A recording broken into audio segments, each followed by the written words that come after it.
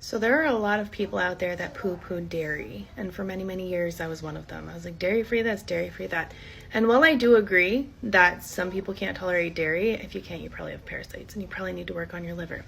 But for everybody else, it's the quality. So let's talk about cows in America. They are usually chained to cages. You will see beautiful pastures where they live, but they don't get to go out there. They're not grass-fed, they're grain-fed. And what are they fed? Usually wheat, corn, and soy. And guess what? 97% of those in the United States are genetically modified. So literally what your cow is eating is filled with inflammation. Those pastures around them are to grow the genetically modified corn, wheat, and soy.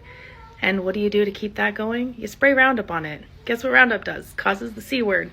Does a lot of horrible things. And so not only are they consuming genetically modified food, grains, they're also consuming glyphosate, which is banned everywhere else in the world.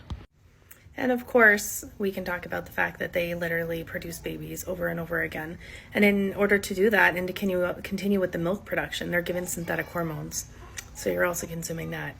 Let's also talk about the trauma. So they have babies. Their babies are torn away from them at birth. They don't get to see their babies. Instead, they become, a milk production for you.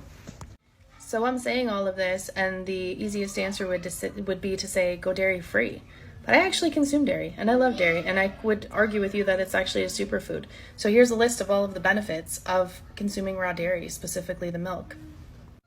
So quality is everything. Are they pasture raised? Do they have access to the outdoors? Do they have access to grass?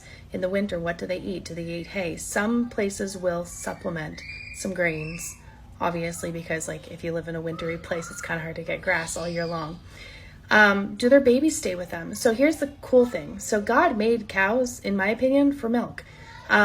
Not just for their babies, but also for us. Because if you look at a cow that does still have their baby with them, they will produce more than enough milk for that cow and 5 families.